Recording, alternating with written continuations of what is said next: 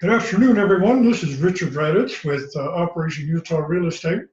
Welcome to my channel today. The purpose of this channel is to provide information and helpful hints for first-time homebuyers. I know that being a first-time homebuyer can be intimidating and anxiety. So the purpose of these videos, the next few weeks, will provide information to make some intelligent decisions about the home buying process. Please consider subscribing to my channel, because I'd love to have you and welcome your feedback. The topic today we're going to discuss is the new rules concerning condominiums. Condominiums have become an increasingly source of affordable home ownership for many families. So in an effort to provide affordable and sustainable home ownership among first-time buyers, the Federal Housing Authority recently published a long-awaited regulation and policy implementation, which establishes new rules for guidelines for condominium approval. So joining me today is George Anderson with American Pacific Mortgage, okay?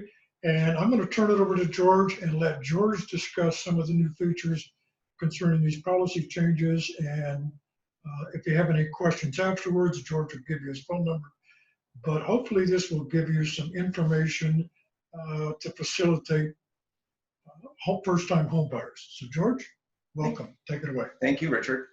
Yeah, so this has been kind of an interesting, I guess kind of a repeat of one of the cycles that has gone on previously with the housing market and with condominiums.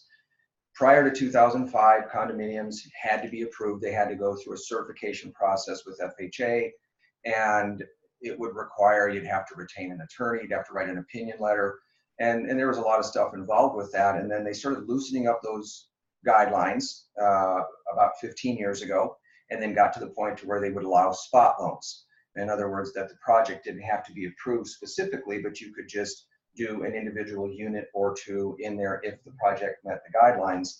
Well, when the real estate market collapsed, that went away, and then they went right back to their old way of doing things, which was these, fairly onerous guidelines that, frankly, a lot of the smaller condominium projects, maybe some that only had maybe 8 units, 12 units, maybe even as few as 24 units, great places to live, good condominium projects, but it wasn't worth the expense and the time and everything else to be able to get that full FHA approval, so a lot of them didn't. So last month, FHA went back again, and they're now allowing these spot loan approvals on condominium projects. And rather than getting into the minutia of what all those requirements are, the bottom line is that if the project has a majority of the people living in that project are owner occupants. So in other words, if you have a 20-unit project, if you have 11 of those units that are currently owner occupants, in other words, maybe 9 rental units and 11 that aren't, chances are that that project is going to meet FHA's guidelines. So the good news is that previously on some of these condos, you would have needed a much larger down payment to get into it, and you may not have been able to get into it at all, depending on how much you put down, because there's some condo projects that just don't fit inside the box. But what this does, though, this opens up a lot of those smaller condominium projects where the homeowners association, all they have to do is fill out a questionnaire, and then as a lender, we sit there and look at it and say, well, does this meet the criteria that FHA has for a spot loan approval? And then if it does, we can go ahead and do a loan in there. And so it makes it, again, it's access to more affordable housing, and I think that's a great move by FHA, and we're applauding it. So, okay.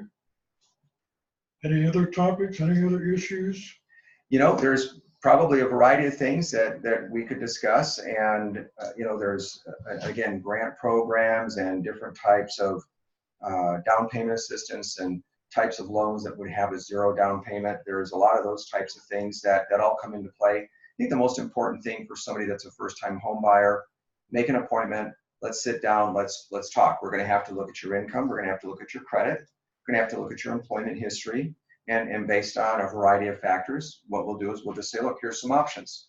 And that's what I like to do with clients, is just sit down with them and say, well, look, well, here's a program, you could do this, and this would be your payment, this would be what you need to get in, and maybe give them a few options, and then let them make a decision based on what works for them. So if anybody has an interest in purchasing a condo, or more importantly, first-time home buyer or a loan, how do they reach you? My cell phone number is 801-550-1382. My email address is george@thecreditjungle.com. So easy to remember if you remember the movie or the comic strip. So, All right, well, George, thank you for being here today.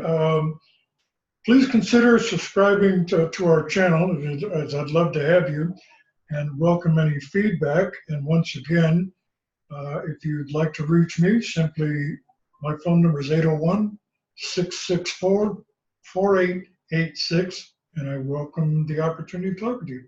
Have a nice day. Bye-bye. Thank you.